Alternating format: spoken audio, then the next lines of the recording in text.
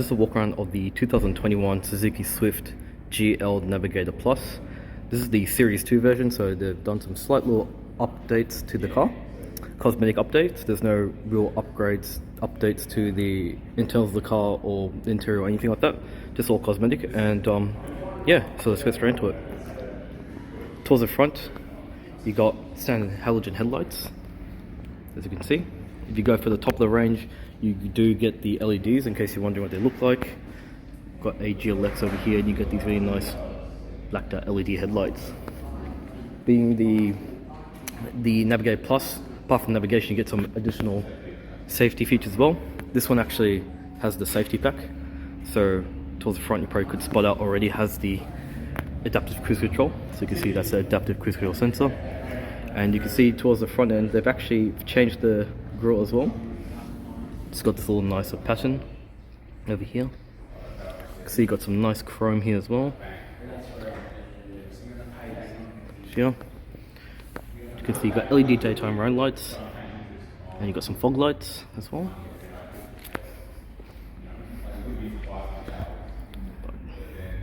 Step over here. You can see the headlights here. But look at it.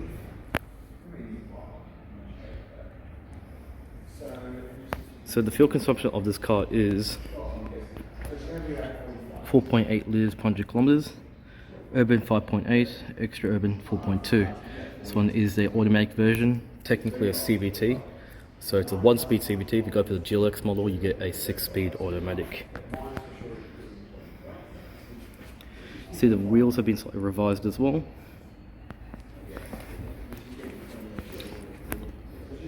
So it's got 4 studs, opposed to 5. You can see it's quite nice.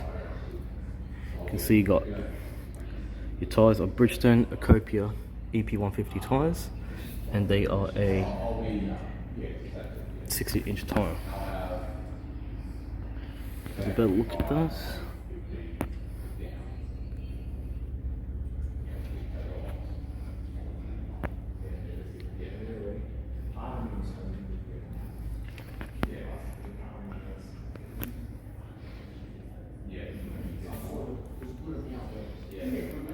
All your additional sensors on the front, being the Plus version.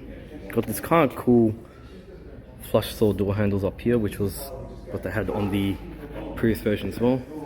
Now, being the GL version, you do get some drum brakes opposed to disc brakes.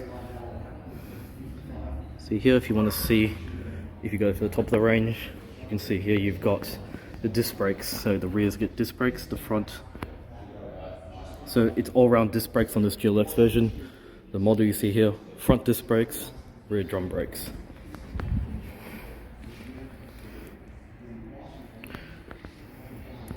So the tail lights. So you got these LED daytime running lights as well, which is quite nice. Got Suzuki's 5-year warranty.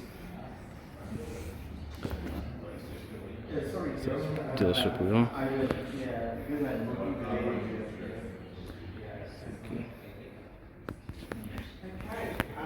Got a reversing camera, and you've got 4 parking sensors integrated into the rear bumper here.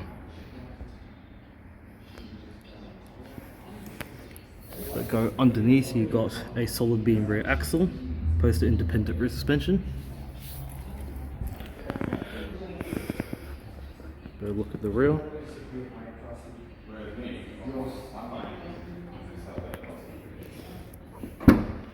Manual tailgate. So you can see here you've got some lighting over here. You've got, let's switch that one off. You've got a space saver spare tire here, which your toolkit, and your jack stands over here.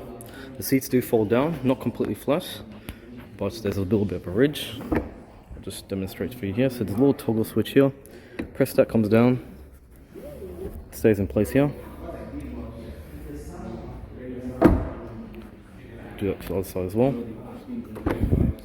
lot of people ask where these are made in, because they're very different depending on your region. The ones you see here are from Japan, are made in Japan, but if you live in India or I think Sri Lanka as well, you get the Maruti Suzuki version, which is made in India. So this one made in Japan. So you can see that's your seats here. You can see all nicely carpeted. You've got a little bit of a ridge here, which may cause a little bit of a nuisance when you're sliding larger items, but for a car of this size, it's got a relatively big boot, so I think it's pretty good. Also, at the same time, manages to have adequate legroom, whereas most cars they have a bigger boot, but then the legroom becomes less.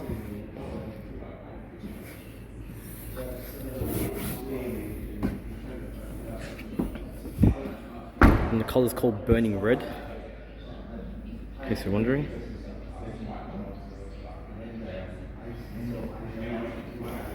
Might just turn on these lights here.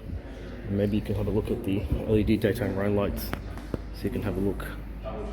Put a little setting. Looks quite nice. See.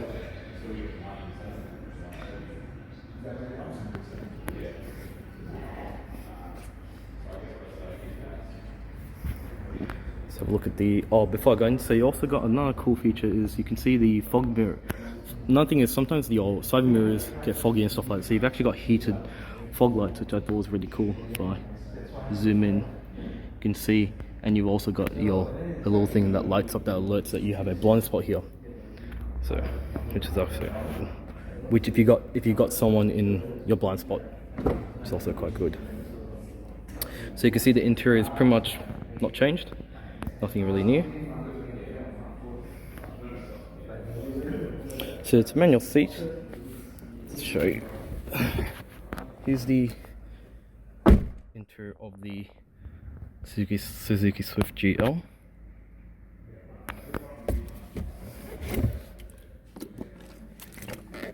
I forgot to mention earlier, I do have the key fob, but I can grab it. So because this is the mid-level trim, so you get a standard looking key. Just goes straight into the slot here. Oop. It's going to turn on. Oh, I'll just put that off. There you go. And you can see you've got these really nice looking gauges here. There you go. Towards the left, you've got your rev counter and your temperature gauge for the engine, and towards the right, you've got your speedometer and your fuel gauge, and the center, you've got a multi-function display which houses your trip computer, all those sorts of things.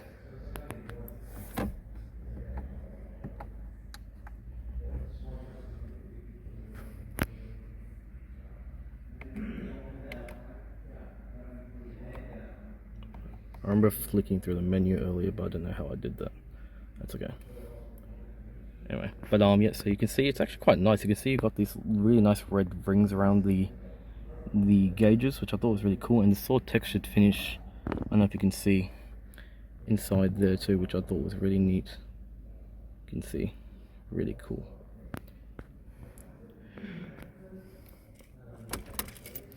So you can see you got your steering wheel. It's a little wrap steering wheel, and you can see it's actually flat bottom as well, which I thought was cool. Got this nice black stitching all the way around here. All the buttons feel really well made. You can see it feels really nice.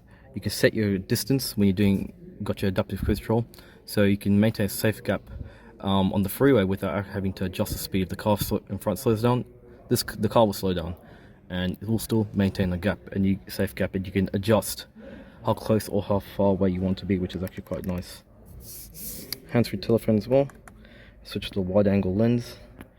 You can see. It's very good. And you can have a good look at the interior here too.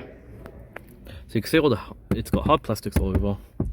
And you've got this sort of textured sort of finish over here too. You can see you got your standard glove box. Also quite nice.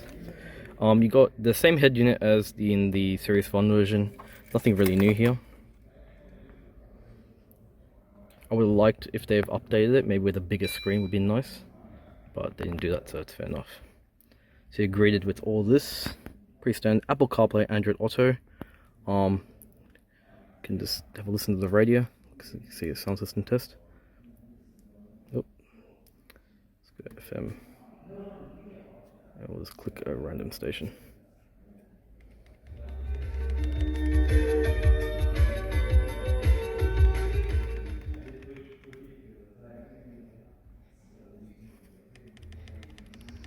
Australians travel far.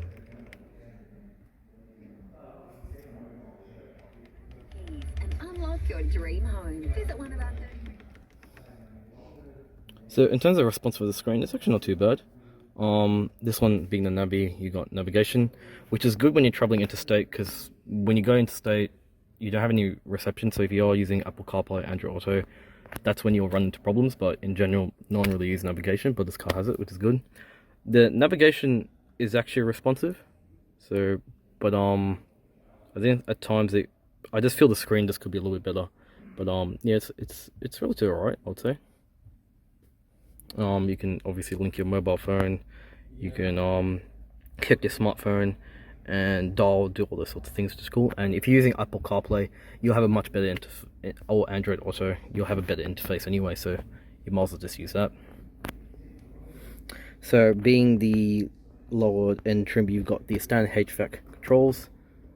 I'll just turn the headlights on so you can have a look. You can see pretty standard, so speeds, AC, rear demister, cold, hot, direct, and recycling. And you got all your different controls here, and you can defog also the side view mirrors, which I showed you earlier, which is also quite nice as well. See the build quality, these buns feel very nice as well.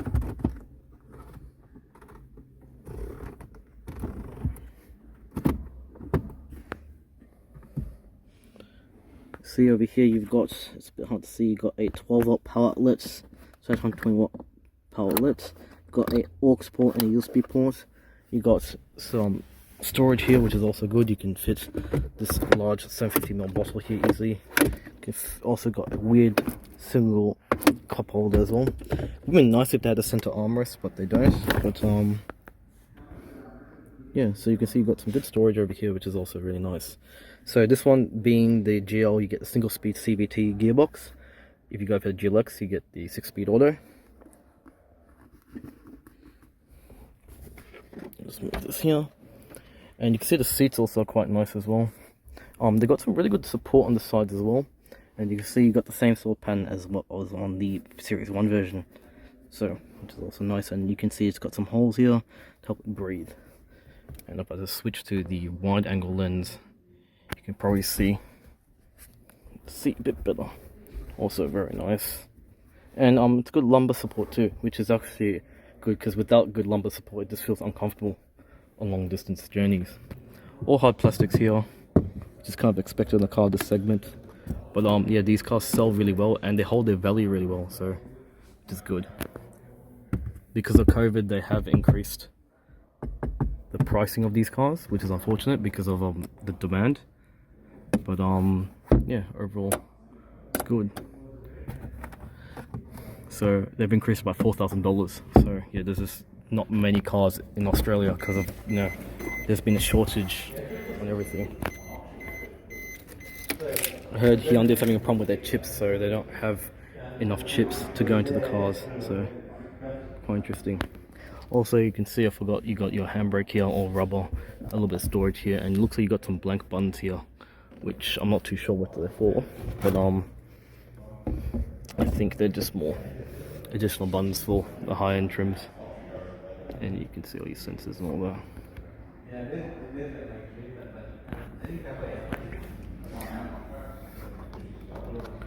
So to show you the rear seats, so you got your handles over here. I did show you earlier the seats do fall down flat. I don't think I showed you from the inside. Well, not flat, sorry, almost flat. But yeah, pretty nice. So also, and then it just clicks like that. And this one clicks like this as well. Ooh. So you can see. It'd be nice if they had a center armrest, which they don't. But that's okay. While I'm here, I thought I'd just show you. You can see this. Got some storage for that small bottle there. So not small, relatively sized bottle. But yeah, it's a bit of a snug fit. Now I'm pretty short, so obviously I'm not the best example to be in this car to show you the legroom, but it's pretty good. So you can see you got good headroom. There's a little bit of some storage here. And one thing I think is great is you can easily keep your feet underneath. Sometimes there's not enough space there, so that's good. Same seats as the front. Let's reduce the brightness down.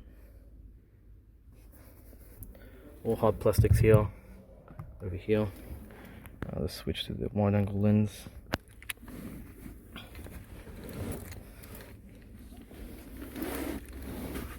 I'll just show you the engine bay from the rear seats.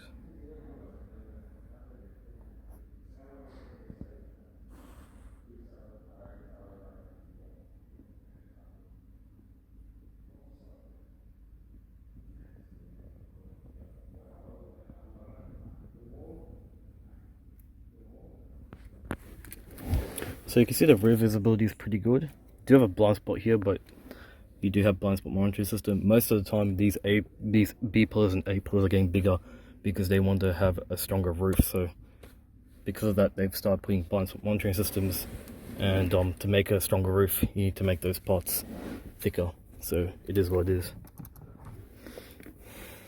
Check the transmission tunnel. You can see got some space here, easy to keep your feet. But I think tall occupants will definitely be fine in this car.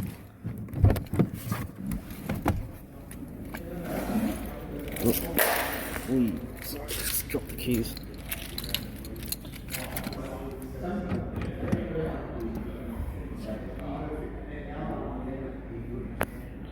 Show you the dashboard. Sorry, the engine, not dashboard.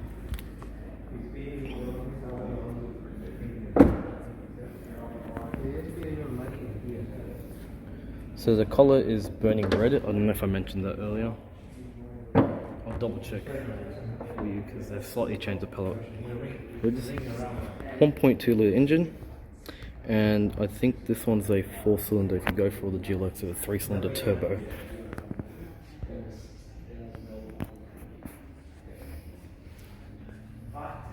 Got your battery, fuse, engine, you can see.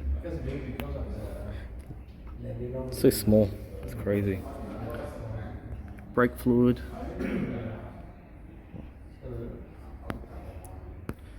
Such a wide angle lens, you can see. Get a better looking engine.